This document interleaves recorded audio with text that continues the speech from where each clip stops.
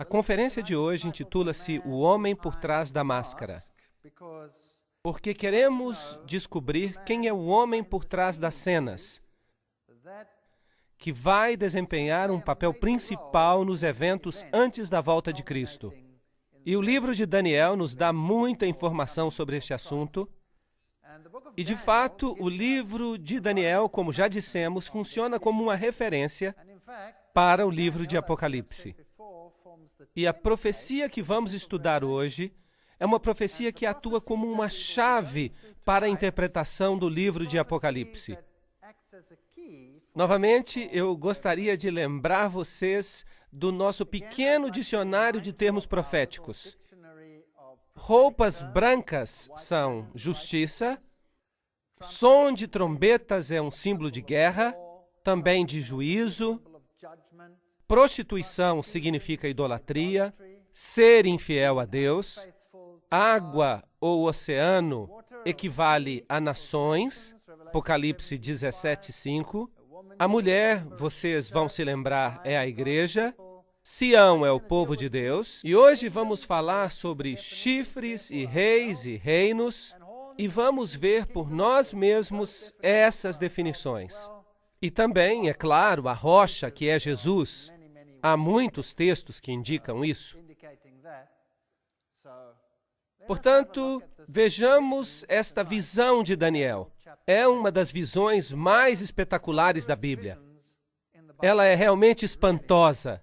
Na verdade, ela é quase amedrontadora. No primeiro ano do rei Belsazar de Babilônia, assim que esta visão ocorre quase que no final do período babilônico, teve Daniel um sonho. Portanto, não foi o rei que teve um sonho desta vez, mas Daniel.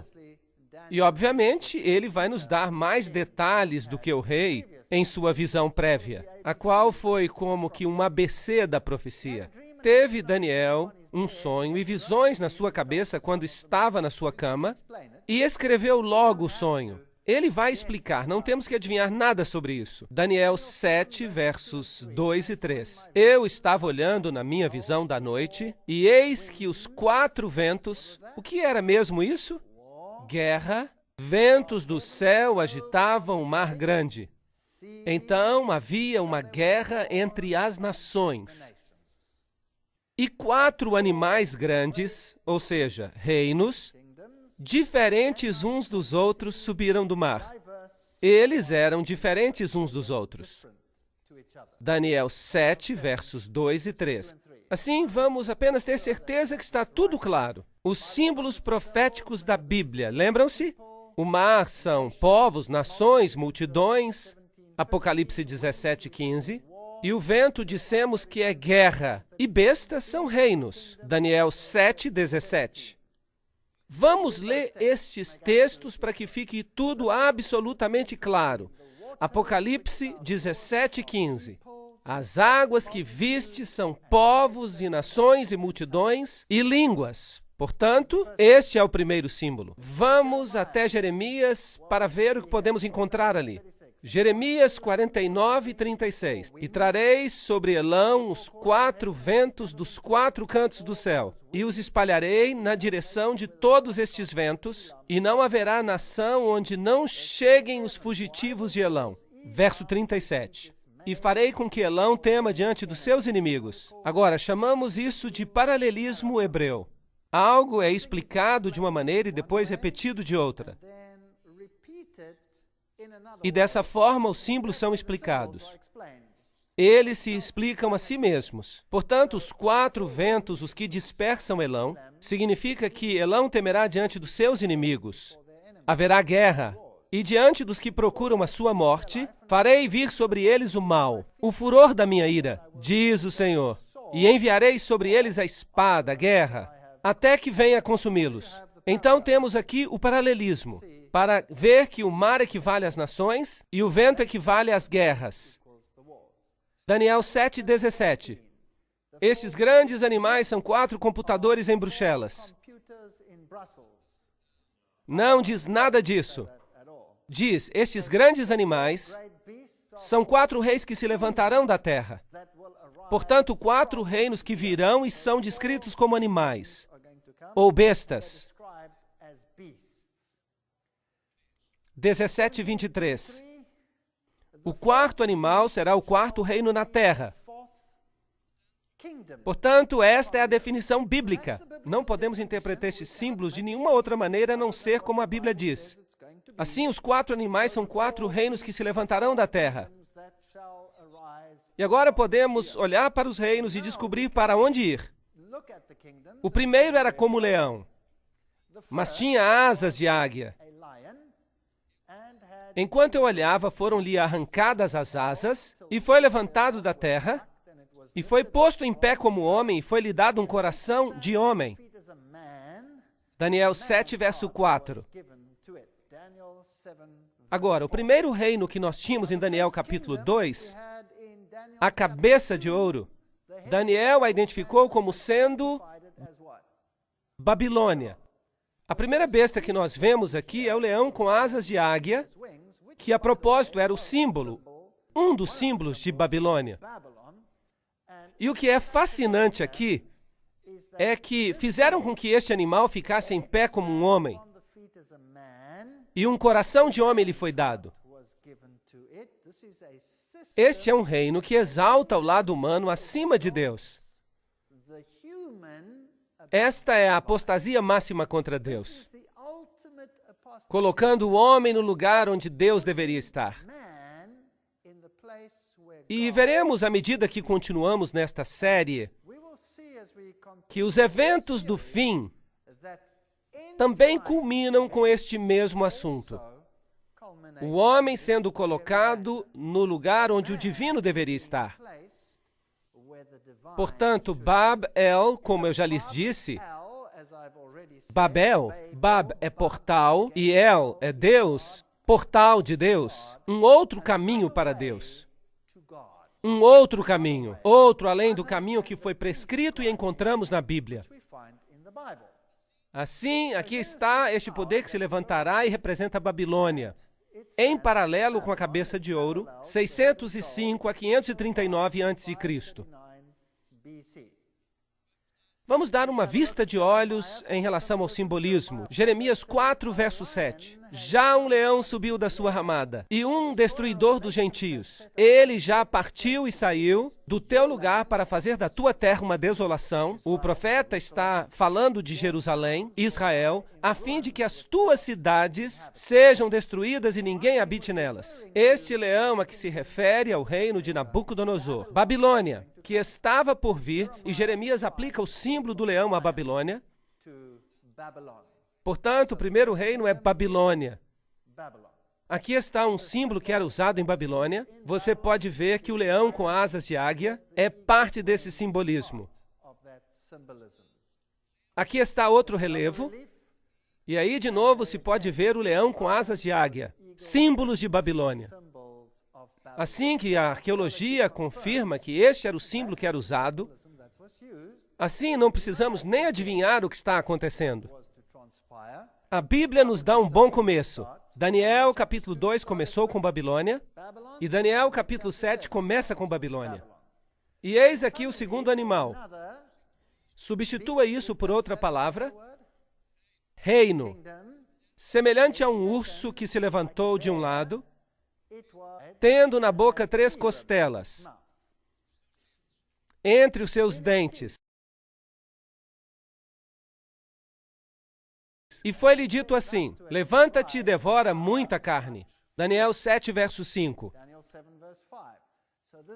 E este animal vai vir e vai devorar a carne do animal anterior. Ele vai fazer guerra e vai substituí-lo.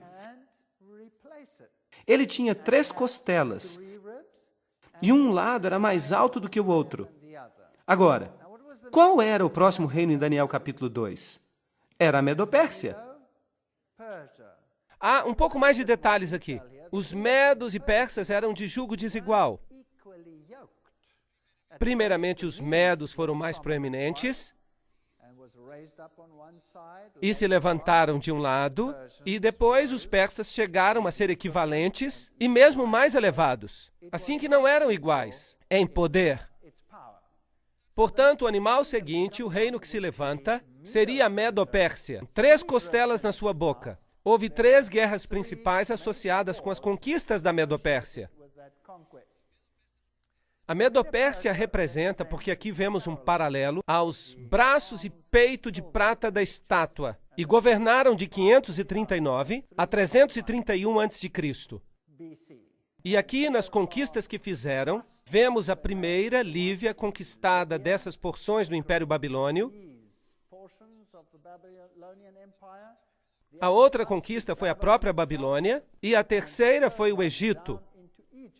E eles, basicamente, assim conquistaram todo o Império Babilônio, com estas 3 conquistas, representadas aqui por 3 costelas na sua boca. Daniel 7, verso 6. Depois disso, eu continuei olhando, e eis aqui outro semelhante a um leopardo, e tinham 4 asas de ave nas suas costas, e tinha também este animal 4 cabeças, e foi-lhe dado domínio. Agora, temos aqui algo fascinante. Daniel 7, verso 6. O reino seguinte a se levantar foi, obviamente, o reino grego. E aqui ele é descrito como um leopardo. Lembram-se dos animais? Há um leão, um urso e agora um leopardo. E há 4 cabeças associadas a esta besta. Quantas cabeças na primeira besta? 1 cabeça. Quantas na segunda? 1 cabeça. Mas agora 4 cabeças. Que história interessante. Depois disso, eu continuei olhando, e eis aqui outro semelhante a um leopardo, e tinha 4 asas de ave nas suas costas, e também tinha este animal 4 cabeças, e foi-lhe dado domínio. Portanto, o reino que se levantou a seguir foi a Grécia, 331 a 168 a.C. E quando a Grécia estava no seu auge, Alexandre o Grande morreu. Depois de uma noite de bebedeira, demorou um tempinho e depois morreu, e o reino foi então dividido em 4. Os 4 generais, Cassandro, Lisímaco, Ptolomeu e Seleuco. Esta é a divisão do reino grego em 4. Fascinante. Portanto, havia 4 cabeças, assim que agora já temos um total de 6 cabeças. O leão, o urso e mais as 4 do leopardo. Igual a 6. Depois disso, Daniel 7, verso 7, eu continuei olhando nas visões da noite, e eis aqui o 4º animal, terrível e espantoso, e muito forte, o qual tinha dentes grandes de ferro. Você se lembra qual é o simbolismo do ferro? Onde é que o encontramos? Em Daniel capítulo 2. E era um símbolo do Império Romano. Aqui temos o mesmo simbolismo. Ele devorava e fazia em pedaços e pisava a pés o que subjugava. Aqui está um poderoso império, no nível político, o mais poderoso dos 4, e destruiria e devoraria, até com seus pés destruiria. E há algo muito interessante acerca disso. Daniel 7, verso 7. Era diferente de todos os animais que apareceram antes dele. E tinha 10 chifres. Certo? Não há um número de cabeças mencionado aqui, então presumimos que havia só uma, com 10 chifres. Assim que você conta todas as cabeças das bestas de Daniel 7, quantas cabeças nós temos?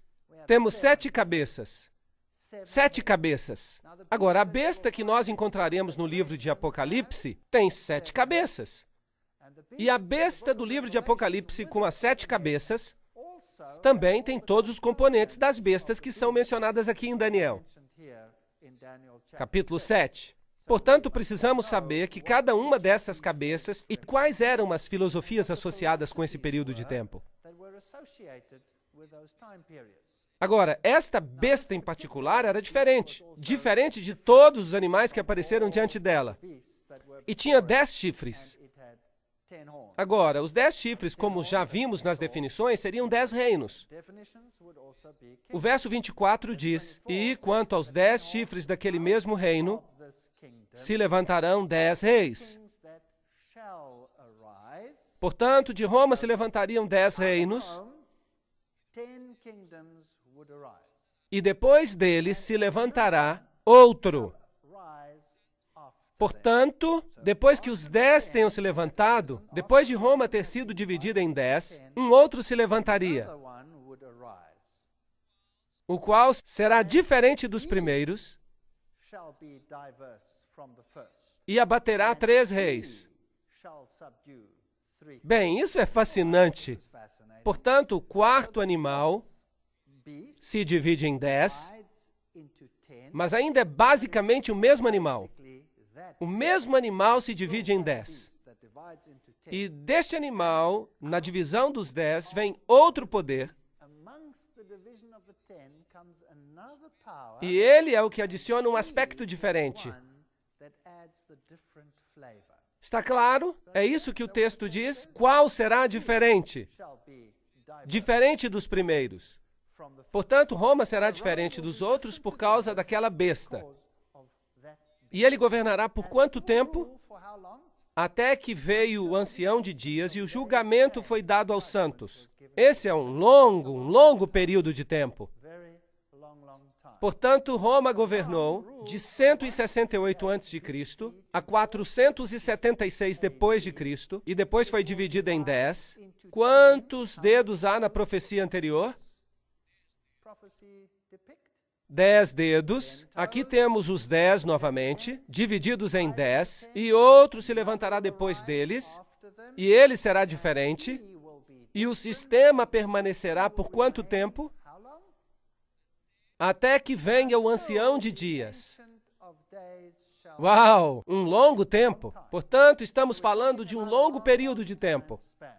Roma governou de 168 a.C. a 476 depois de Cristo. Então foi dividida.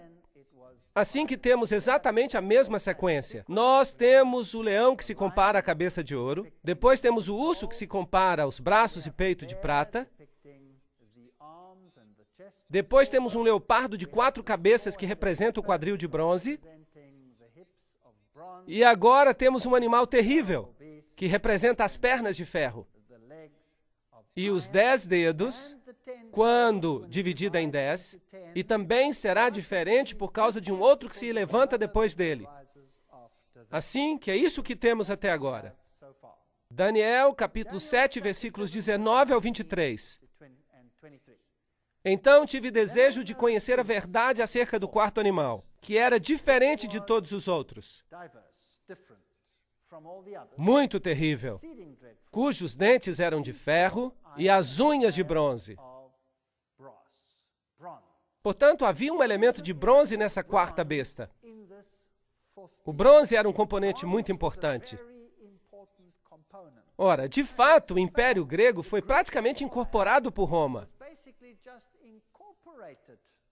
A filosofia grega se tornou a base do Império Romano. E, de fato, quando Roma se dividiu nas duas pernas, uma era o Império Bizantino e a outra era o Império do Ocidente. E o Império foi governado por Constantinopla. E era onde a filosofia grega abundava. A filosofia grega era a filosofia do tempo. Portanto, ali está este elemento de bronze. As unhas de bronze. E nós encontraremos, interessantemente, estas unhas outra vez mais tarde, que devorava e fazia em pedaços e pisava a pés o que sobrava. Assim que ele queria saber mais acerca deste quarto terrível animal. O quarto animal, é-nos dito no verso 23, será o quarto reino na terra, o qual será diferente de todos os reinos. E devorará que parte da terra? Toda a terra. E a pisará a pés e a fará em pedaços. Agora, Roma, na sua forma original, tomou conta do mundo inteiro? Sim ou não?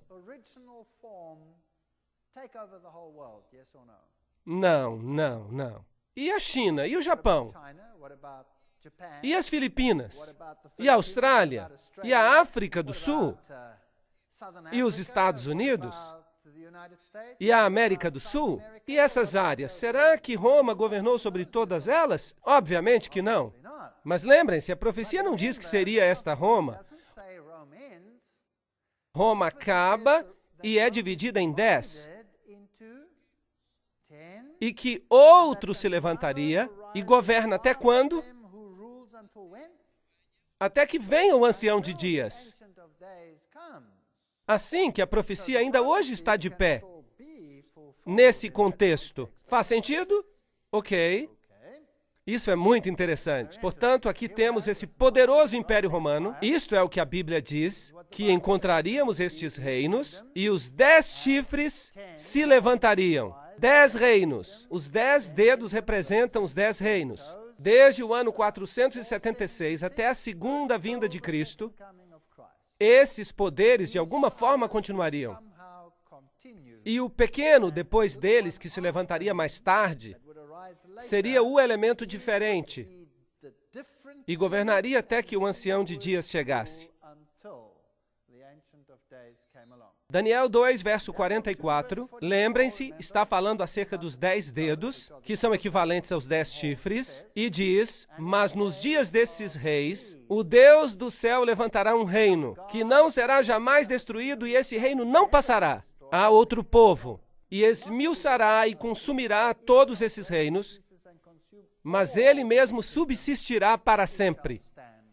Assim que temos um paralelo perfeito entre Daniel capítulo 2 e o capítulo 7. Agora, Daniel estava se perguntando acerca disso. No verso 8 diz, estando eu a considerar os chifres, portanto, ele estava olhando para a linha de tempo para ver quando Roma era dividida em 10 componentes. E ele está olhando para esses 10 reis que se levantam do Império Romano. Eis que entre eles subiu outro chifre pequeno. De fato, se fala de pequenez. Ele era muito pequeno. E então ficou cada vez maior. Entre eles subiu. De onde ele sobe? Dentre eles. Bem, então este chifre pequeno sobe dentre os 10. Isso é muito importante, porque este chifre pequeno é o homem por trás da máscara. E este chifre pequeno sobe dentre os 10. Portanto, os 10 reinos estão lá, e ele se levanta do meio deles. Assim, que tipo de poder é esse? Este é um poder europeu? Porque os 10 chifres que se levantaram do Império Romano Ocidental, portanto, não podemos procurar este chifre no Oriente Médio, por exemplo. Podemos? Não. Podemos procurá-lo nos Estados Unidos da América, por exemplo? Não. Onde é que podemos procurá-lo? Lá onde se espera que ele se levante. Ele tem que aparecer entre os 10. Ele tem que aparecer entre os 10. E todos os 10 estão lá quando se levanta. Repare, diante do qual 3 dos primeiros chifres foram arrancados. Portanto, por causa desse poder, 3 dos que tínhamos antes são removidos. Faz sentido? Vamos ter que tirar 3. Quem vai arrancá-los? Ou como consequência de quem eles serão arrancados? Deste poder. Isso é muito importante para que tenhamos isso tudo muito bem claro, porque não queremos cometer nenhum erro. E eis que neste chifre havia olhos como os de homem e uma boca que falava grandes coisas. Onde encontramos este simbolismo anteriormente? Esse simbolismo de homem. Babilônia. Lembram-se? Encontramos isso em Babilônia. Aqui há o mesmo simbolismo, neste poder. O homem se levantará outra vez, mas assim mesmo acima do Altíssimo, e tomará o lugar do Altíssimo. Esta é uma nova Babel, um outro portal para o céu. O homem exaltando a si mesmo acima do divino e falando grandes coisas. Ele está falando contra Deus. Portanto, agora temos algo da história. Ele se levanta da divisão do Império Romano. Uma vez que está dividido em 10, então só depois que ele faz a sua aparição. 3 deles são um incômodo para ele, e eles são eliminados sob a sua influência. E então ele se levanta como um cogumelo e põe o humano acima do divino. Isto é o que está escrito. Isto é o que está sendo dito aqui. E quanto aos 10 chifres, daquele mesmo reino que se levantarão, serão 10 reis, e depois dele se levantará outro. Pergunta, ele se levanta do remanescente do Império Romano ou do remanescente do Império Grego? Império Romano. Império Romano. Não se esqueçam disso. A rocha também atinge os pés. Ela atinge os pés de que império? Do grego ou do romano? Do Império Romano? Portanto, se você já sabe disso, será capaz de resolver metade dos problemas das falsas profecias que há ao redor do mundo, que dizem que o anticristo se levantará, ou melhor, que se levantou no passado, no tempo da Grécia. Não, não, não, não. A Bíblia não diz isso. A Bíblia diz que ele se levanta quando? Uma vez que Roma seja dividida nos seus componentes. Isto é o que a Bíblia diz. E governa até que venha o ancião de dias. Ele já está aqui agora? Bem, deveria estar. Claro, ele já deve estar por aqui. E alguns ainda estão esperando por ele. Para quê? Ele já está aqui. Não precisamos esperar. Deveríamos ser capazes de dizer, ali está ele. Isso é muito interessante. Portanto, ele será diferente dos primeiros. Portanto, o aspecto é diferente na quarta besta, que é feito por quem? Por ele mesmo. E por que é diferente? Ele é o responsável por serem removidos 3 reinos inteiros. Bem, vocês se lembram dos reinos, os anglo-saxões, os francos, os alemanos, os lombardos, os ostrogodos, os érulos, os burgúndios, os visigodos, os suevos e os vândalos. Havia 10 deles. Mas havia alguns que eram terrivelmente opostos a esse poder. O principal deles eram os érulos, de 493 depois de Cristo. Olhem onde eles governavam. Esse povo tinha uma filosofia interessante. E esta filosofia diferia substancialmente da filosofia deste outro poder do chifre pequeno.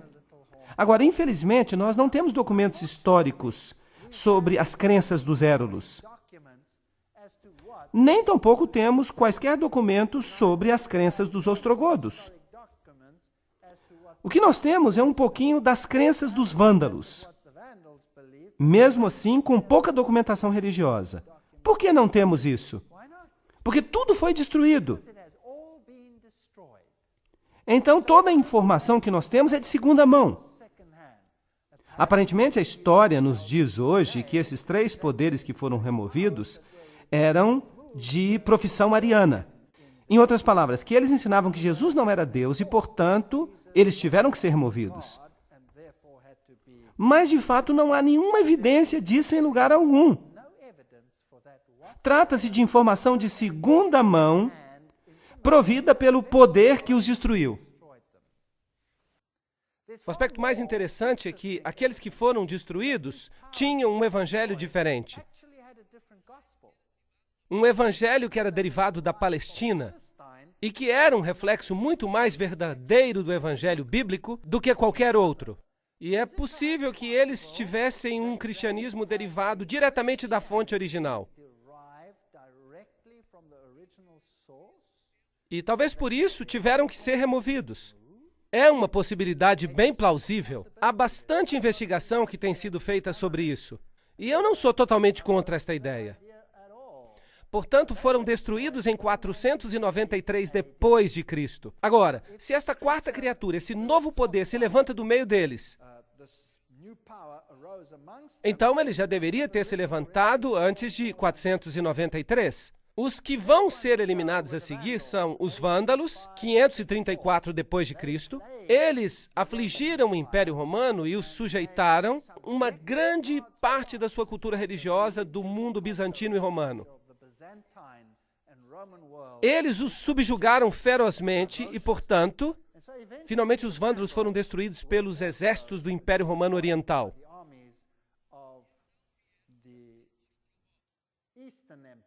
E então vieram os ostrogodos. Eles foram os últimos. Os ostrogodos governaram até 538 depois de Cristo. E eles ocuparam primeiramente esta área, e mais tarde ocuparam e conquistaram toda a capital do Império Romano Antigo e áreas circunvizinhas. E os ostrogodos também tinham um evangelho derivado da antiga Palestina. Portanto, eles tiveram que ser removidos.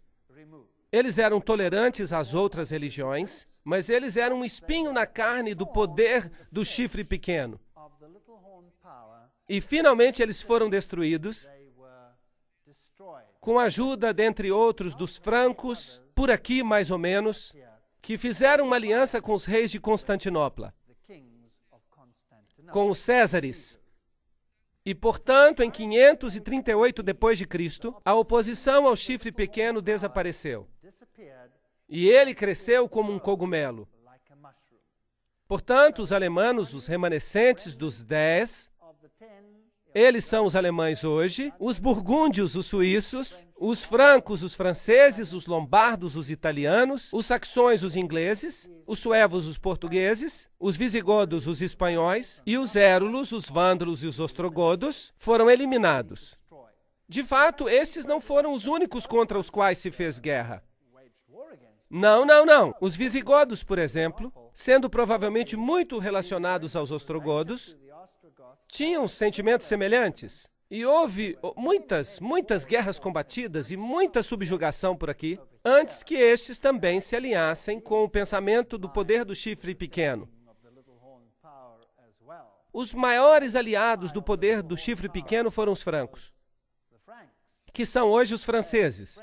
E os primeiros a adotar essa roupagem, um dos primeiros foi Clovis, e Clovis entrou para a história mais do que qualquer outro, como o homem que ajudou o poder do chifre pequeno a chegar à sua realização. Daniel 7, verso 9.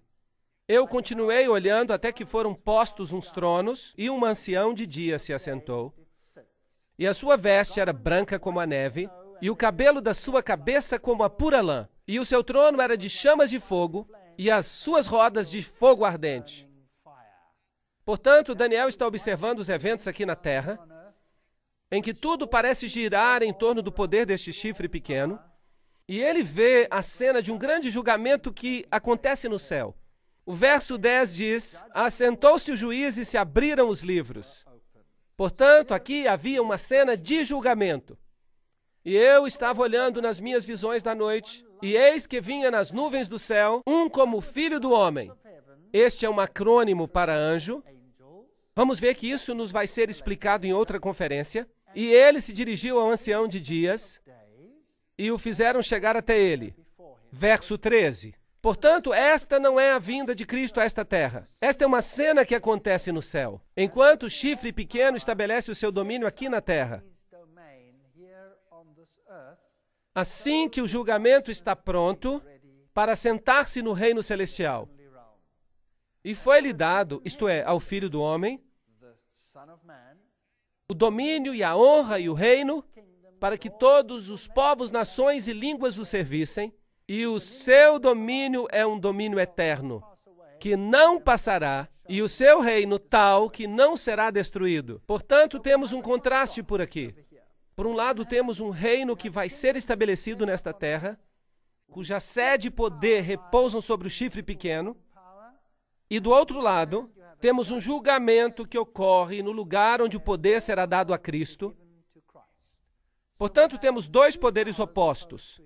Cristo, o grande vencedor ao final, e o anticristo, que trabalha e vão um contra o outro. Um estabelece o seu reino sobre a terra, e o outro estabelece o seu reino eterno que nunca será destruído.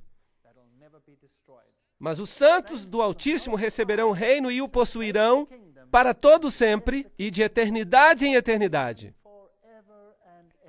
Daniel 7, versículo 18. Lindo simbolismo, muito poderoso. Agora vamos dar uma olhada às referências de Paulo ao homem do pecado. Em 2 Tessalonicenses, capítulo 2, versículos 1 a 10, Paulo descreve esse poder do anticristo que se levantará. Ora, irmão, rogando pela vinda do nosso Senhor Jesus Cristo e pela nossa reunião com Ele, que não vos movais facilmente do vosso entendimento, nem vos perturbeis por espírito, nem por palavra, nem por epístola, como se este dia de Cristo já estivesse perto. Percebem que alguns, mesmo nos dias de Paulo, ensinavam que o dia do Senhor estava perto. E alguns estavam pregando que Cristo já estava reinando. E Paulo diz, não, não, não, não. Há algumas coisas que têm que acontecer primeiro. Portanto, o dia de Cristo não chegar ainda. Ninguém de maneira alguma vos engane, porque não será assim a vinda do Filho do Homem, sem que antes venha a apostasia. Portanto, primeiro, então, a igreja entraria em apostasia e se manifeste o homem do pecado, o filho da perdição. Apenas 2 homens na Bíblia são chamados de filho da perdição. Apenas 2. Um é o homem do pecado e o outro foi Judas. Agora, como traiu Judas a Jesus? Com um beijo. Veja, Judas pretendia passar-se por um deles. E depois traiu a Jesus. O outro, você acha que é possível que ele se faça passar por discípulo, mas depois traia Jesus com um beijo? Acha que isso seria possível, só que numa escala maior? Então, que ninguém vos engane de maneira alguma, porque não será assim antes que venha a apostasia. A apostasia na igreja, e se manifeste o homem do pecado, filho da perdição, o qual se opõe e se levanta contra tudo que se chama Deus, ou se adora, de sorte que se assentará como Deus no templo de Deus, querendo parecer Deus, com Deus. Portanto, aqui está uma autoridade presunçosa que assume o poder. De fato, este poder dirá, eu sou um outro Deus nesta terra. E a salvação é através de mim. Mas este poder será um poder sutil que trabalha tal como Judas trabalhou. Mas este é o espírito do anticristo, do qual já ouvistes que há de vir, e eis que já está no mundo. 1 de João, verso 3 do capítulo 4. Portanto, agora vamos pensar nisso. Se o espírito do anticristo já estava no mundo no tempo de João, e Paulo diz que virá a apostasia, então este homem do pecado será revelado. Então, este homem do pecado tem estado conosco por todo este tempo. Portanto, já vimos que ele não pode ter vindo no Império Grego, porque ele se levanta do 4º Império, e tampouco pode vir em algum momento do futuro de uma tribo da Palestina. Correto? Vocês estão de acordo comigo? Ok. Se isso está correto, então todo mundo cristão deve estar em um grande erro acerca deste assunto. Porque metade da cristandade acredita e ensina que o anticristo já veio e que o seu nome era Antíoco Epifânio IV e que ele era um rei grego. A Bíblia diz que ele se levanta do 4º animal. De fato, depois do declínio do 4º animal e a sua divisão em 10. E a outra metade da cristandade é ensinada que o anticristo virá no futuro, depois do arrebatamento. Agora, nós temos aqui um problema, porque esta não é sequer a mesma igreja cristã, mas aqui diz na igreja primitiva que ele já estava no mundo e agia de maneira clandestina na igreja cristã primitiva. Portanto, nenhuma dessas posições pode estar correta. Paulo continua, não vos lembrais que estas coisas vos dizia enquanto ainda estava convosco? E agora vós sabeis o que o detém, para que a seu próprio tempo seja manifestado. Portanto, algo está detendo, impedindo que este poder se levante. Algo está detendo este poder, porque já o mistério da iniquidade opera. Portanto, este poder, este iníquo e misterioso poder, já estava operando no mundo no tempo de Paulo. Portanto, este não é um poder futuro, que virá apenas no fim dos tempos. Não, não, não. Ele tem que estar aqui. Ele já está aqui há todo este tempo. Somente há um que resiste até que do meio seja tirado. Vemos na versão Almeida Revista e Atualizada. E aguarda que somente seja afastado aquele que agora o detém.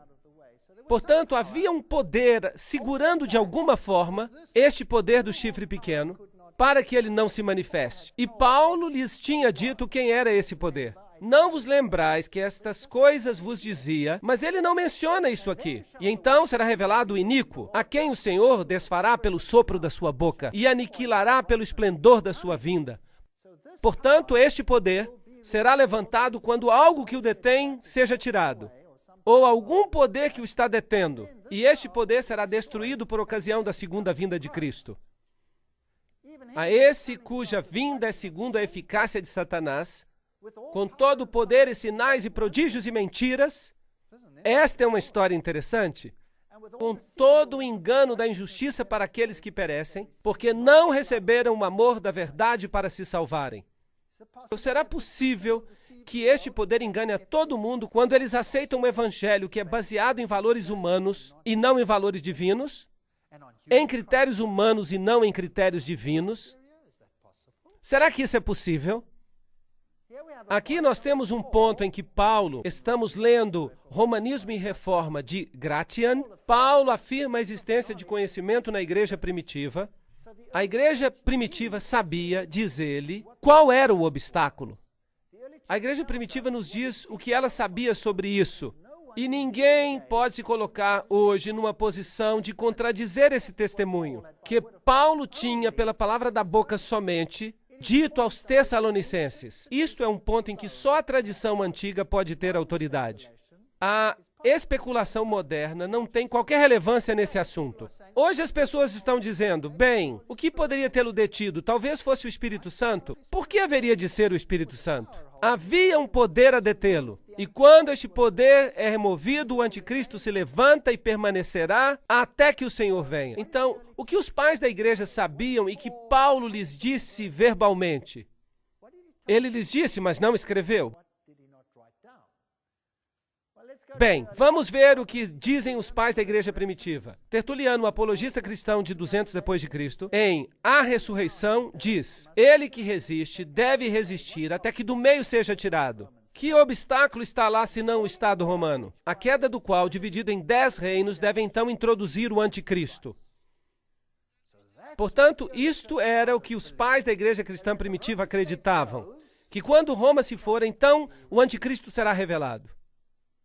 Será que isso é bíblico segundo Daniel capítulo 7? Absolutamente. Quando Roma se divide em 10, e quando o Estado romano desaparece, o anticristo será revelado. E isto é o que criam os pais da igreja cristã primitiva.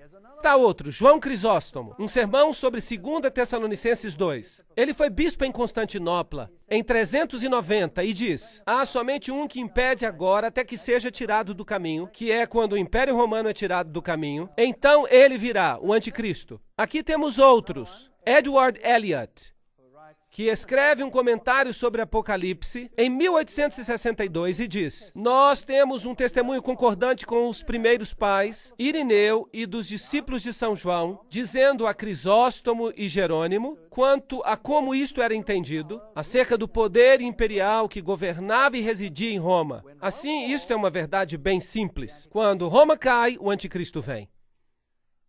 Enquanto os Césares mantiveram o poder imperial, era impossível para o anticristo levantar-se. Na queda dos Césares, ele se levantou. Há uma outra fonte. Paulo não identificou o poder repressor porque ele sabia que era Roma e evitou as represálias. Lembrem-se que a igreja cristã estava sendo perseguida por Roma. Uma outra citação. Portanto, Paulo não diz: quando Roma cair, ele virá. Porque se ele tivesse dito isso publicamente, ou escrito, quando Roma cair, ele virá, ele teria entrado num grande problema e a igreja seria perseguida. Portanto, a igreja primitiva acreditava que quando Roma caísse, o anticristo se levantaria. Daniel 7 diz: ele se levantará quando Roma for dividida em 10. Então ele se levantará. Portanto, este é o critério bíblico acerca de quando o anticristo começa a governar. Vamos falar agora acerca do poder deste chifre pequeno. Aprendemos até agora que ele se levanta quando? Quando Roma é dividida. Aprendemos que ele vem dessa divisão e que se levanta dentre os 10 chifres. E aprendemos que será diferente dos primeiros. Daniel 7:24. E que este poder estará conosco até que Jesus venha. Isto significa que ele já se levantou e está entre nós hoje. Vamos dar uma olhada nos atributos que Daniel diz que o chifre pequeno terá. Primeiro, ele se levanta da quarta besta. Daniel 7, 7 e 8. Estão todos de acordo com isso? Ele se levanta de Roma. E é de lá que se levanta. Ele é um poder romano. Número 2. Ele se levanta do meio dos 10 chifres. Estando eu a considerar os 10 chifres, eis que do meio deles surgiu um chifre pequeno. Portanto, ele tem que surgir do Império Romano Ocidental. Ele é um poder europeu. Não é nenhum outro poder desta terra. Ele se levanta depois dos 10 chifres. Assim que ele assume a sua posição de poder, em algum momento depois de 476. Depois de Cristo. E depois deles, se levantará outro. É o que diz o verso 24. Ele é diferente dos outros, o qual será diferente dos primeiros. Verso 24. Este é o quarto critério. Aqui está um outro critério. Ele se torna mais robusto do que os outros, mais robusto do que os seus companheiros. Verso 20. Aqui está um poder que se torna mais grandioso do que qualquer outro reino. E sabem de uma coisa? Não é difícil ver o que a Bíblia está dizendo. Incômodo, talvez, mas não é difícil. Ele arranca 3 reinos, diante dos quais caíram 3. Verso 20. Ele tem olhos como de homens e fala grandes coisas contra o Altíssimo. Verso 25. Portanto, ele se exalta a uma posição onde Deus deveria estar. Primeiro, ele substituiu os preceitos divinos por preceitos humanos. Então, traça um caminho para o céu através do qual, pelo poder do homem, e não pelo poder de Deus, se atinge. Este é um assunto muito, muito sério. E ele fala grandes coisas contra o Altíssimo. Vamos ter que dar uma olhada nisto também. E depois ele fará guerra contra os santos. Destruirá os santos. Verso 25. Portanto, este poder deve ter sido um poder perseguidor, que lutavam contra aqueles que diziam que a salvação é através do poder de Deus, unicamente. E então, um outro critério. Ele mudará tempos e leis. Verso 25. Cuidará em mudar os tempos e a lei. Isto é fascinante. Agora, que tempos e leis você acha que Deus estaria preocupado em ver mudados? Deus estaria preocupado com as pequenas e tolas leis humanas? Não. Ele deve estar preocupado com uma modificação da lei divina. E os tempos que deveriam ser mudados seriam tempos que Deus estabeleceu. Por exemplo, Deus estabeleceu o tempo porque foi tarde de manhã o primeiro dia,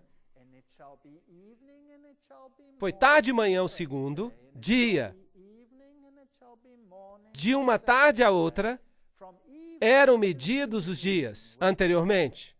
Então havia festas e festivais e tempos que foram estabelecidos. Será que esse poder mudou tudo isto? Fascinante. Este é o 9º critério dado no livro de Daniel.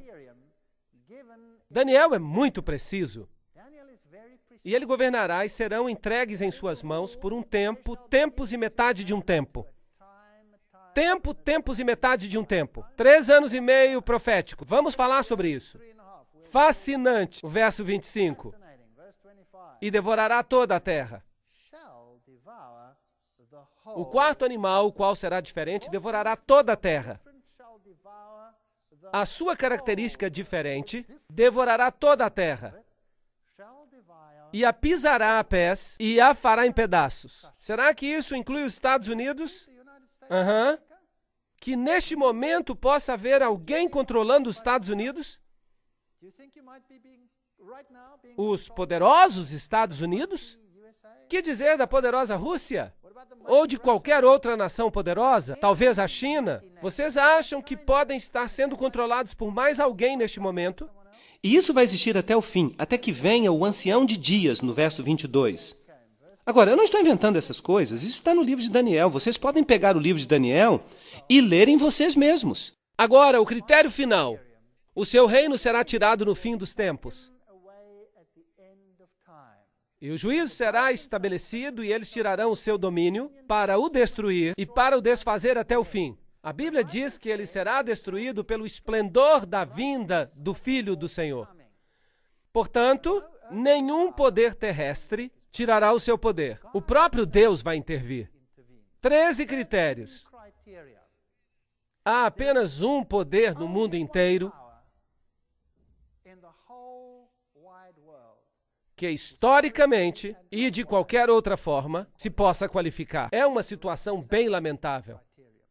Agora, eu não quero entristecer ou enfurecer a ninguém aqui, e eu não quero ferir os sentimentos de ninguém. Mas o fato é que este poder é tão claramente identificado que até eu mesmo, que fazia parte desse poder, tive que renunciar a ele e deixá-lo. Eu também fui afetado. Eu fiquei muito chocado e estive, de fato, até fisicamente doente quando eu descobri isto. Portanto, quem é ele? Ele se levanta do quarto animal, ele se levanta entre os 10 chifres, depois dos 10 chifres, e é diferente dos outros. Quando a última onda das invasões bárbaras havia perdido as suas forças, a face da Europa tinha sido transformada, reinos germânicos e independentes tinham sido estabelecidos das ruínas do Império Romano. História da Igreja, página 175. Sobre as antigas ruínas do Império Romano se levantou uma nova ordem de Estado, cujo ponto central era a sede papal. Por isso, inevitavelmente resultou numa posição não somente nova, como também muito diferente da anterior. A Igreja e as Igrejas, páginas 42 e 43. Esta é uma fonte católica romana, dizendo que aqui estavam numa situação diferente da anterior. Há duas teorias sobre o anticristo no mundo hoje, que são ensinadas por todas as igrejas do mundo. Quase. Uma é a de Rivera e outra é a de Alcázar. Agora, o que essas teorias ensinam? Elas ensinam preterismo e futurismo. O preterismo ensina que o anticristo veio no passado, no tempo dos gregos, e o futurismo ensina que ele virá no futuro, depois da igreja cristã ter sido arrebatada. E nenhuma das duas doutrinas é bíblica, porque as duas violam Daniel capítulo 7, Daniel capítulo 8 e todo o livro de Apocalipse. Elas violam cada pequeno princípio bíblico, todas elas. E quem era Rivera e quem era Alcázar? Bem, os dois eram jesuítas. Portanto, essas são doutrinas estabelecidas no mundo, depois da Reforma, pela própria Igreja Romana, para tirar a ênfase do papado e pôr em duas direções diferentes. O historiador C.C. Eckhart disse que quando o Império Romano tinha desintegrado toda a sua estrutura e o seu lugar tinha sido tomado por um número de rudes reinos bárbaros, a Igreja Católica Romana não somente se tornou independente do Estado em assuntos religiosos, como também dominou os assuntos seculares, o papado e os assuntos mundiais, página 1. Portanto, aqui estava um chifre, um reino que se tornou mais robusto do que os outros e os dominou, correto? O historiador Thomas Hobbes diz, se alguém considerar o domínio mundial, perceberá que o papado não é outro senão o fantasma do falecido Império Romano, sentado e coroado sobre a tumba do mesmo. Ok, portanto, Roma na verdade não se foi. Ela é chamada de Igreja Católica Romana. Certo? Portanto, Roma não se foi totalmente, de fato. Leviatã, página 457. Será diferente dos primeiros. Nós vemos que é isto que Roma diz. Sim, nós somos diferentes, pois agora somos um poder religioso que exerce influência política. Mais robusto do que os seus companheiros. Daniel 7:20. Ele seria mais poderoso do que os outros reis. Os reis da Europa curvaram-se ao papado? Sim. Algumas vezes sim, outras vezes não. E se não, eles eram finalmente subjugados e tinham que se curvar.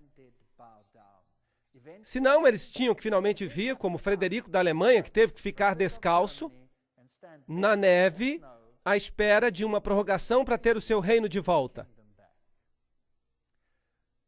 Nos Concílios Sacrossantos, volume 13, Roma diz: nós definimos que a Santa Sé Católica e o Pontífice Romano têm a primazia sobre que parte do mundo? Todo o mundo. Interessante. O vigário do encarnado Filho de Deus, sumo sacerdote ungido e supremo governador temporal, o Papa, sentou-se no seu tribunal para julgar imparcialmente nação e nação, povo e príncipe, soberanos e súditos. Cardeal Henry Manning, em O Poder Temporal do Vigário de Cristo. Portanto, será que eles afirmam que estão controlando todos os outros reinos? Sim ou não? Sim, eles mesmos alegam isto. As chaves deste sangue, João Paulo II versus Rússia e o Ocidente para controlar a nova ordem mundial. Mahaki Mortimer é professor pontífice na Universidade Gregoriana, em Roma, e ele está dizendo isso, não eu.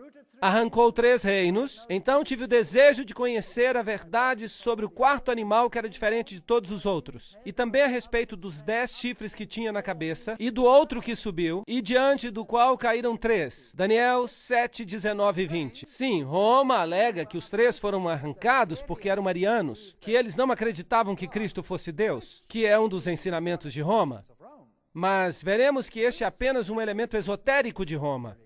Que há outro ensinamento de Roma que é chamado de esotérico, que é um ensinamento ocultista e que diz algo completamente diferente. Mas isso será o tema de outra conferência. Ele tinha olhos como de homem e falava grandes palavras contra o Altíssimo. Aqui temos um sistema que se coloca acima de Deus e que fala contra o Altíssimo e destrói os santos. E foi-lhe dada uma boca para proferir grandes coisas e blasfêmias, diz Apocalipse 13, 5. E o que é uma blasfêmia? E foi-lhe permitido fazer guerra aos santos e vencê-los. Será que a igreja romana fez isto? Absolutamente. Daniel 7, 25. E proferirá palavras contra o Altíssimo, e destruirá os santos do Altíssimo, e cuidará em mudar os tempos e a lei. E é claro, não se pode mudar a lei de Deus, isso é apenas o que ele pensa poder fazer. E eles serão entregues na sua mão por um tempo, tempos e metade de um tempo. Vamos ter que ver isso em detalhes. Vejamos primeiro a definição bíblica de blasfêmia. E veremos se Roma cumpre os requisitos.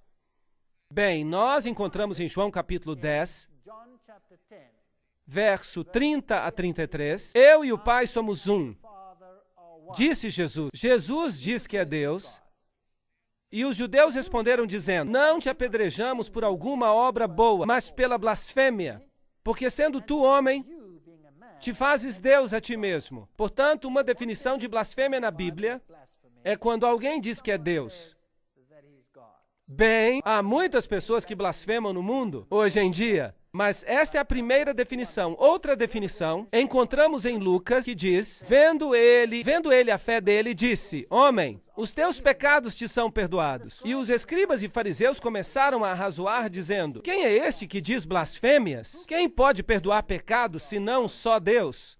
Portanto, assim, existem 2 definições bíblicas de blasfêmia. Uma quando alguém diz que é Deus, e a outra se você diz que pode perdoar pecados. Bem, o que diz Roma? Aqui temos o artigo da Enciclopédia Católica, volume 12, acerca do Papa que diz, esta autoridade judicial incluirá mesmo o poder para perdoar pecados. Portanto, Roma diz que pode perdoar pecados. O sacerdote católico, página 78, diz, busque onde você desejar, no céu e na terra, e você encontrará um ser criado que pode perdoar pecados, que pode libertá-lo das cadeias do inferno. Este ser extraordinário é o Padre católico. Interessante. Tu és um sacerdote para sempre, diz o bispo ordenado. Ele já não é um homem pecaminoso, filho de Adão, mas um alter Christus, um outro Cristo. no lugar de Cristo. No lugar de, em grego, é anticristos. Anticristo. No lugar de Cristo. Para sempre um sacerdote do Santíssimo, com poder acima do poder do Todo-Poderoso. Agora, isto é pesado. Dizer que você tem mais poder do que Deus. O Papa não é somente o representante de Jesus Cristo, mas ele é o próprio Jesus Cristo, ocultado sob o véu da carne. O Nacional Católico, julho de 1985. Portanto, Roma sempre alegou estar na posição de Deus. Então, o próprio Deus tem que se sujeitar ao julgamento dos padres católicos, tendo que absolver ou condenar, segundo os padres católicos perdoam ou não. A sentença do sacerdote precede e Deus endossa. Dignidade e Dever dos Padres, volume 12, página 297. Portanto, a Igreja Católica diz que quem está salvo e quem está perdido é definido por eles e Deus não tem escolha. E se eles dizem que não, Deus não pode dizer que sim. Portanto, quem é mais poderoso? Eles são. Será que isso é blasfêmia? Sim ou não? Isto é uma blasfêmia da mais alta ordem. O cardeal Bellarmino diz que todos os nomes que são aplicados a Cristo, pela virtude do qual se diz que ele está estabelecido acima da Igreja, todos esses mesmos nomes são aplicados ao Papa. Isto significa que ele assume o lugar de Deus. Portanto, ele cumpre este requisito. Dado em Roma, de nosso palácio, 10 de fevereiro de 1817, a 14ª jurisdição do Santíssimo Pontífice, Pai em Cristo e Nosso Senhor Deus, Papa Leão XII. Portanto, o Papa tem se coroado a si mesmo como Deus. Nós temos sobre esta terra lugar do Deus Todo-Poderoso. Grandes cartas e encíclicas do Papa Leão. Vocês sabiam que hoje, quando o Papa escreve uma encíclica, sempre assina, o Papa João Paulo II, por exemplo, fazia isso, dado por nós em letras maiúsculas, em nosso, letra maiúscula, pontificado. Interessante, porque Deus disse, façamos o homem à nossa imagem, em maiúscula. Portanto, o Papa toma a prerrogativa e até os dias de hoje, ele alega ser e ter o poder de Deus. Assim que Roma cumpre este requisito, o Sacrosanto Concílio, nós decidimos que a Santa Sé Apostólica e Pontífice Romana detém a primazia sobre o mundo inteiro. Agora, esse poder tomaria finalmente o controle do mundo inteiro. Será que Roma controla mesmo o mundo inteiro? Você realmente acredita nisso? Você acha que isso é possível? Bem, vamos ter uma próxima conferência sobre as sociedades secretas. Eu não a perderia se fosse você. Tomás de Aquino escreveu O Poder Secular, que é um grande filósofo católico citado mais de uma vez por João Paulo II, mais do que qualquer outro filósofo da Igreja Católica. Ele escreve, o poder secular é sujeito ao poder espiritual, assim como o corpo é sujeito à alma, e, portanto, não é usurpação de autoridade que o prelado espiritual interfira em coisas materiais, concernente àquelas questões em que o poder secular está sujeito a ele. Portanto, todo mundo está sujeito a Roma. O Concílio de Trento declarou, todo o domínio temporal é dele. O domínio, a jurisdição e o governo da terra inteira, tudo isso é seu por direito divino. Todos os soberanos da terra são seus súditos e devem se submeter a ele. Isso foi o Concílio de Trento. Isso foi o que determinou o ataque da Reforma. Aqui temos uma senhorita que disse, Jesus disse, eu sou o bom pastor. E essa senhorita disse, é como estar com Deus. Quando viu João Paulo II, ela destruiria os santos. E lhe foi permitido fazer guerra aos santos e vencê-los. Bem, novamente Tomás de Aquino disse que hereges convictos deveriam ser condenados à morte, tão certamente quanto outros criminosos. A Igreja Católica, ela respeita a consciência e a liberdade, mas não obstante, quando confrontada pela heresia, ela tem que recorrer à força, à punição corporal, à tortura. Ela acendeu na Itália as piras funerárias da Inquisição. Um professor católico, Alfred Ballard, em A Igreja Católica, Renascença e Protestantismo. Sim, ela o admite. Aqui está, La Chiesa del Rezo, a sede dos jesuítas. Aqui está o juramento que é feito pelos jesuítas. Basicamente diz que se podem livrar de qualquer rei herege no mundo inteiro, de qualquer estado livre e soberano, ou governo que não queira se submeter ao papado. E qualquer pessoa que não se submeta à autoridade do pontífice romano pode ser seguramente destruída. Portanto, a igreja governou como uma mulher governando sobre reis, que é como ela se descreve a si mesma, através da história. A Inquisição, bem, a Inquisição nos diz que ela destruiu os santos. A Torre de Londres, Haia e os Países Baixos. Qual é a definição de heresia? Do grego hairesis, escolha, uma decisão por si mesmo, o que crer ou praticar. Portanto, quem deve decidir por você? Roma deve decidir por você naquilo que você deve crer ou fazer. Bem, e se você não se alinha com isso, você deve ser eliminado, deve ser erradicado. Bem, estamos avançando para momentos espantosos no mundo em que vivemos hoje. Estes são alguns instrumentos de tortura que eram usados. Terríveis, estas pinças por aqui que se abriam e poderiam se fechar como dois pequenos baldes, fazendo uma pequena bola, e eles colocavam brasas quentes ali, e então as ajustavam desta maneira. Agora notem aqui os grilhões para os tornozelos e as pontas para dentro, elas iam diretamente até os ossos. Eles eram muito malvados. Esta aqui era para o pescoço, e a apertavam com parafusos, e iam direto ao pomo de Adão. De fato, o general Franco, nos anos 70, na Espanha, ainda utilizava este instrumento de tortura.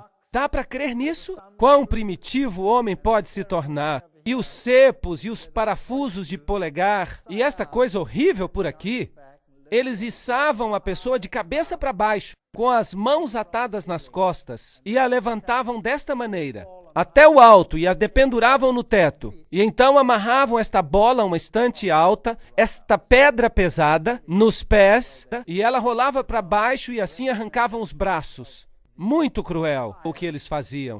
Esta é uma representação das piras, as estacas da Inquisição, e eles mataram literalmente milhões e milhões de pessoas. Este é um famoso monumento na África, para onde os franceses huguenotes escaparam, depois do grande massacre em que os huguenotes foram massacrados. O massacre de São Bartolomeu. E eles se descreveram como uma mulher, uma igreja que escapava com a Bíblia em sua mão. E aqui as cadeias de Roma arrancadas. Bem, eu tenho algumas novidades para vocês. E cada outra mulher do planeta, falando de igrejas, está mais uma vez em cadeias. Muda os tempos e a lei. Cuidará em mudar os tempos e a lei. Daniel 7:25. Alega o Papa ter mudado a lei de Deus? Absolutamente. Decretal de translatio episcopi. O Papa tem poder para mudar tempos, para abolir as leis e prescindir de todas as coisas, até mesmo dos preceitos de Cristo. Será que isso é arrogância da mais alta ordem? Portanto, eles dizem que podem mudar essas coisas. Será que o Papa mudou os tempos? Certamente que o fez. Qual é o calendário que nós usamos no mundo hoje? Quem sabe? Utilizamos o calendário gregoriano. Quem foi Gregório? Foi um papa. E foram os tempos mudados? Sim. Por autoridade de quem? Dos astrônomos jesuítas. E o que eles mudaram? Eles mudaram a Páscoa. Eles mudaram a Páscoa para que ela tivesse conformidade com a festa de Ishtar. E, de fato, em inglês, ainda se chama assim, Easter, Ishtar. E é por isso que a paz, como se chamava a Páscoa entre os cristãos primitivos, ela era na lua nova e a Páscoa hebraica deveria acontecer em qualquer dia da semana. Agora que o Papa mudou isso, e se seguiu o simbolismo dos saduceus, que se reuniam em Alexandria, segundo ensinamentos ocultos, a Páscoa só cai no domingo, por causa da festa de Ishtar, e nunca coincide com a Páscoa original. É possível, com o calendário que tem, em algum momento da história, que ela possa coincidir com a Páscoa original. E então, que decreto faz o papado?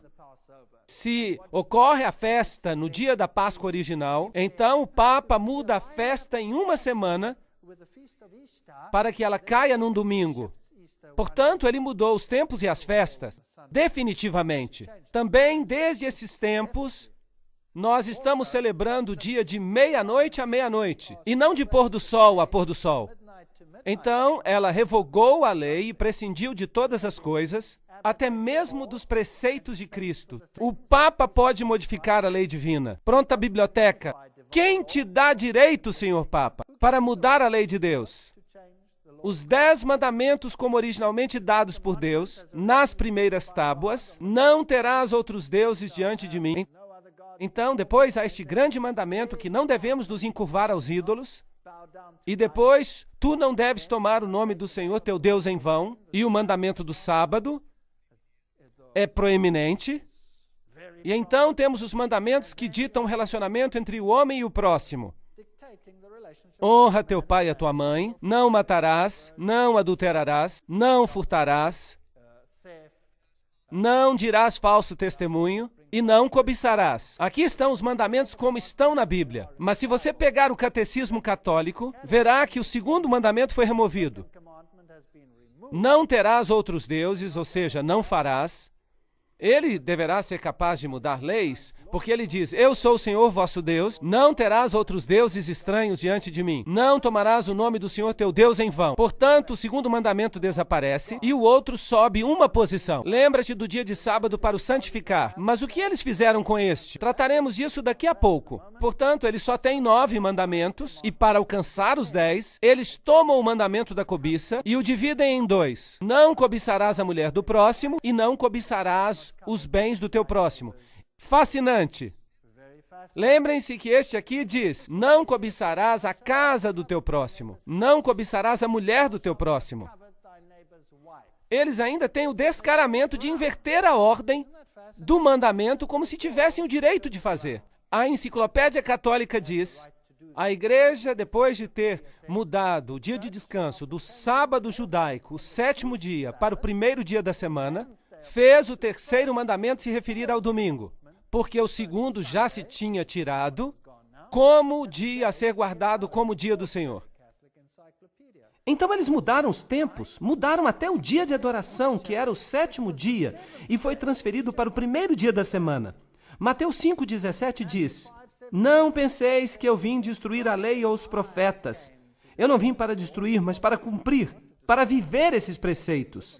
Aqui está o Catequismo do Converso, da Doutrina Católica, página 50. Ele diz, pergunta, qual é o 7º dia? Resposta, o sábado é o 7º dia. A Igreja Católica está bem ciente disso, todos eles sabem. Pergunta, por que nós observamos o domingo em vez do sábado? Resposta, nós observamos o domingo em vez do sábado porque a Igreja Católica, no Concílio de Laodiceia, transferiu a solenidade do sábado para o domingo. Assim, ela mudou os tempos e as leis. Sim ou não? Sim, ela mudou.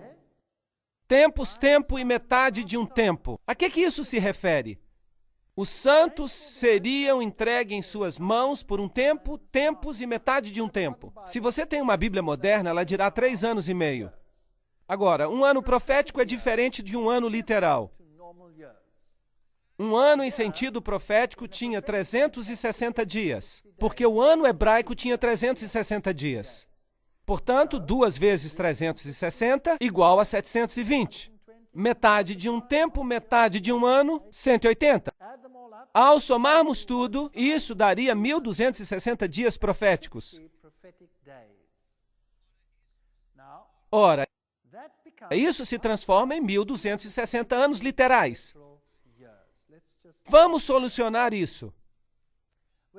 Com a conquista de Roma por Belisário, começa a história da Idade Média. Portanto, quando Roma foi conquistada e os ostrogodos foram removidos, a história da Idade Média começou. Philip Schaeffer diz: Virgílio ascendeu ao trono papal em 538 depois de Cristo, sob a proteção militar de Belisário. Portanto, do poder do chifre pequeno assumiu a sua autoridade em 538 depois de Cristo, porque o último dos chifres, ou dos reinados que impediam seu avanço, eles foram os ostrogodos. E eles foram removidos em 538 depois de Cristo. E Virgílio sobe ao assento papal. Assim, o domínio de Roma começa. E depois dele se levantará outro. Os 10 reinos estabelecidos em 476 depois de Cristo. Depois deles, em 538 depois de Cristo, o reinado papal começa de acordo com um decreto feito por Justiniano, que diz que o Papa seria o corretor dos hereges e o governador de todas as igrejas. Ora, em 538, se você adicionar a este número 1260, chega-se a 1798. E o que aconteceu em 1798? Berthier entrou em Roma, 10 de fevereiro de 1798, e proclamou a República. Metade da Europa pensou que o veto de Napoleão seria obedecido e que, com o Papa, o papado morreria. Portanto, exatamente de acordo com o tempo profético, a Bíblia nos diz,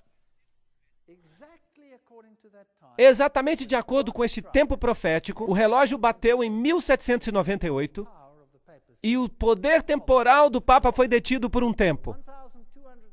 Portanto, a profecia de tempo dos 1260 anos, 476 depois de Cristo, os 10 reinos são estabelecidos, e em 538 depois de Cristo, o bispo é oficialmente reconhecido como governador de todas as igrejas, e a profecia de 1260 anos nos leva a 1798 e se cumpre. O seu domínio chega ao fim. 1260 anos estavam baseados em 1260 dias, que é o mesmo que dizer 3 anos e meio proféticos, é o mesmo que 42 meses. 42 vezes 30, esse era o mês bíblico. 42 vezes 30 também são 1260. Agora, em Apocalipse 12, nós lemos 1260 dias. Estes são 1260 dias. Em Apocalipse 12, 14, um tempo e tempos e metade de um tempo. Vejam como Apocalipse toma este tema deste poder e o traz ao coração do livro. Aqui estão todos eles.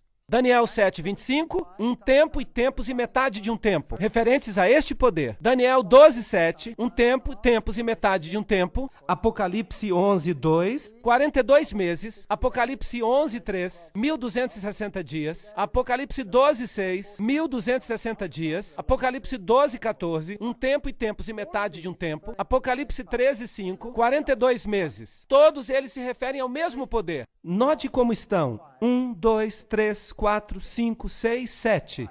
A Bíblia é fantástica. O que isto nos diz? Que este poder se estabeleceria como um outro Deus, porque 7 é o número da divindade. E ele assumiria todas estas características. E vi uma de suas cabeças como ferida de morte. E a sua chaga mortal foi curada.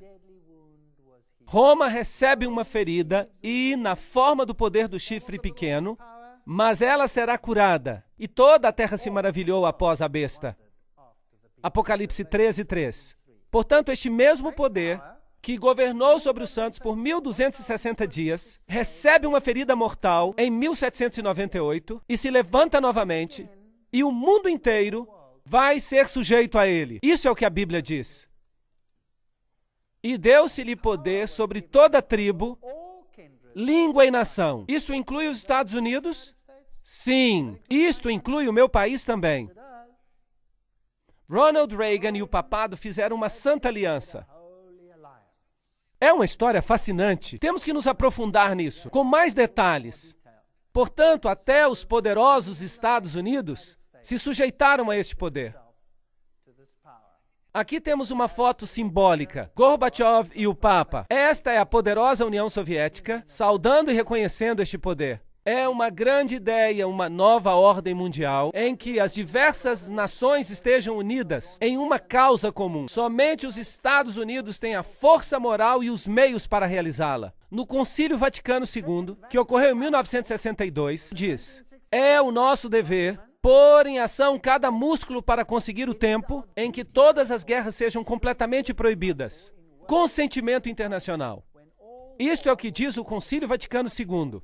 Esse objetivo, sem dúvida, requer o estabelecimento de uma autoridade pública universal, reconhecida como tal por todos e dotada de poder para salvaguardar, por parte de todos, a segurança e o respeito pela justiça e o respeito pelos direitos.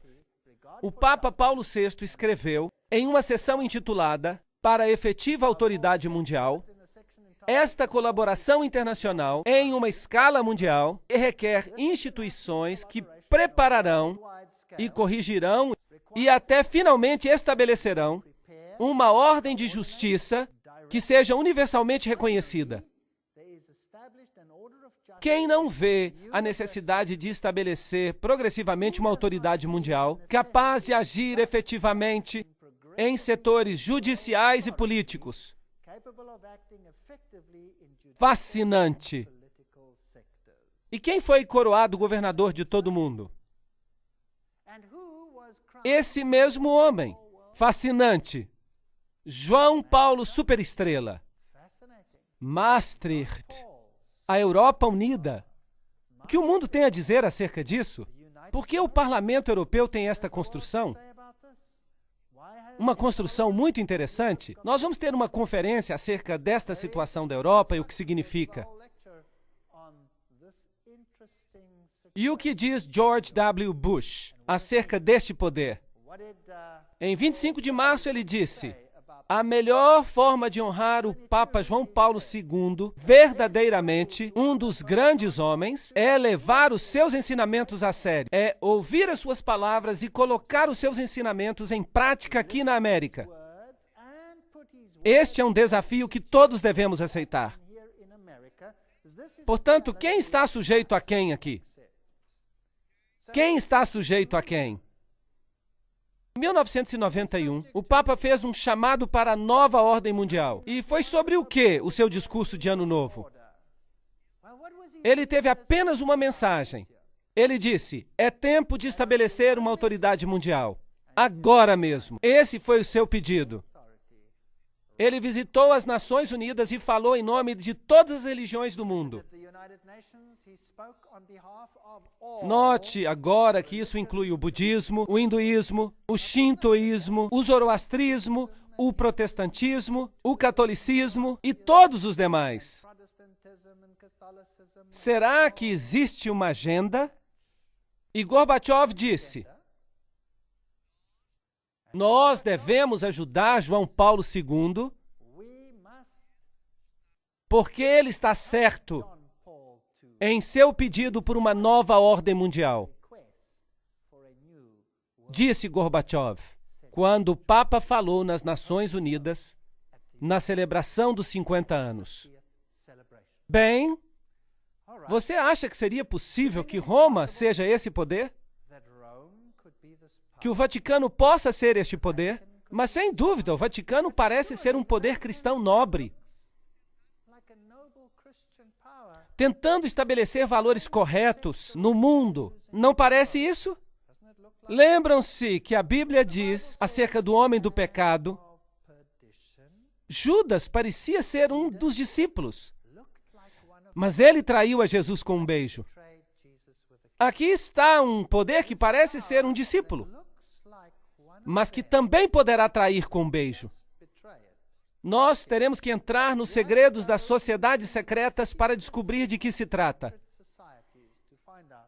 E o que ensinam os reformadores acerca deste poder? Muitos dos grandes cristãos do tempo da Reforma partilhavam essa visão da verdade profética e classificaram o anticristo como o papado romano. Dentre estes encontramos os valdenses, os hussitas, Wycliffe, Lutero, Calvino, Zwinglio, Melanchthon, os teólogos batistas John Gill, os mártires, Tyndale, Latimer. Todos eles disseram que Roma era o anticristo. Vamos ver o que disse Lutero.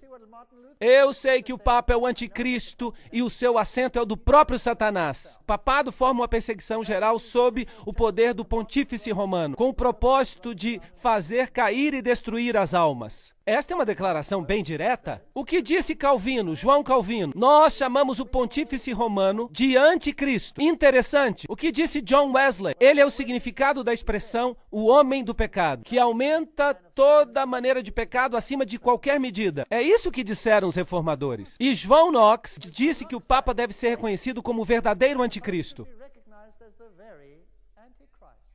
Bem, os reformadores não querem que ninguém se esqueça.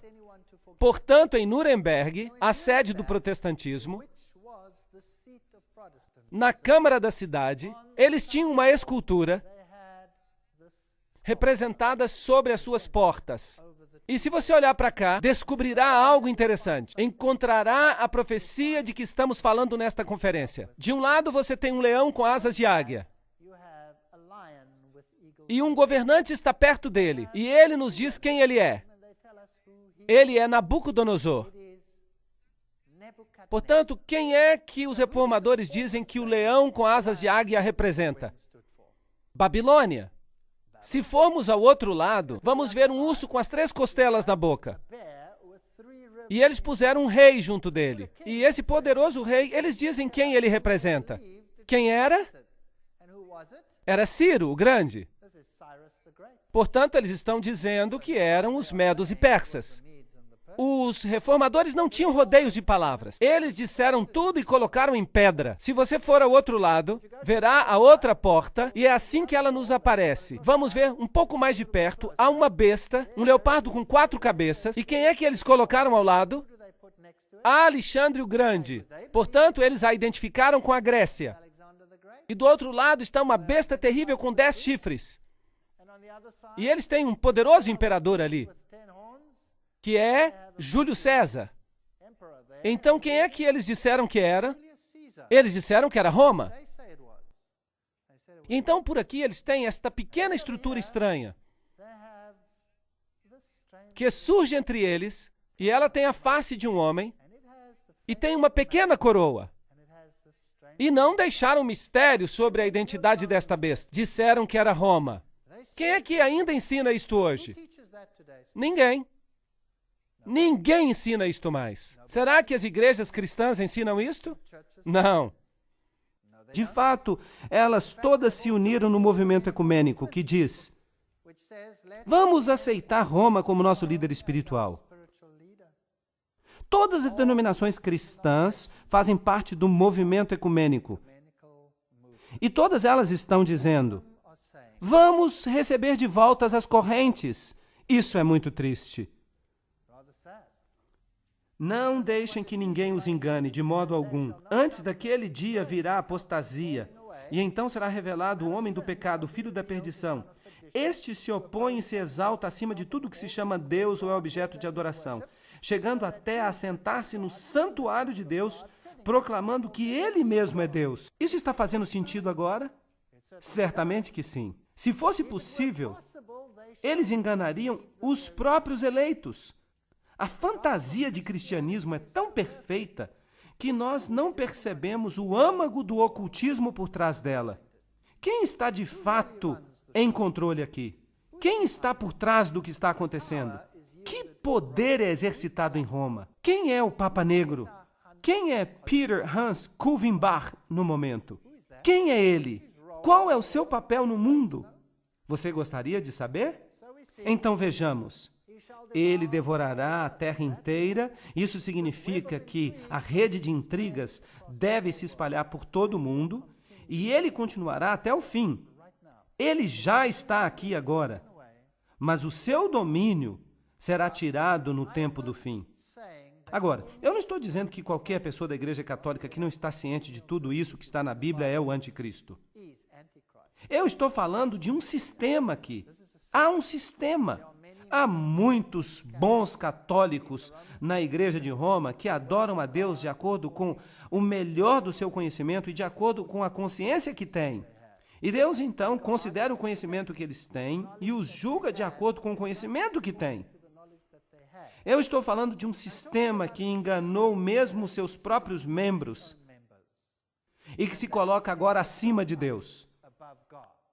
A Bíblia diz, mas o tribunal o julgará e o seu poder lhe será tirado e totalmente destruído para sempre.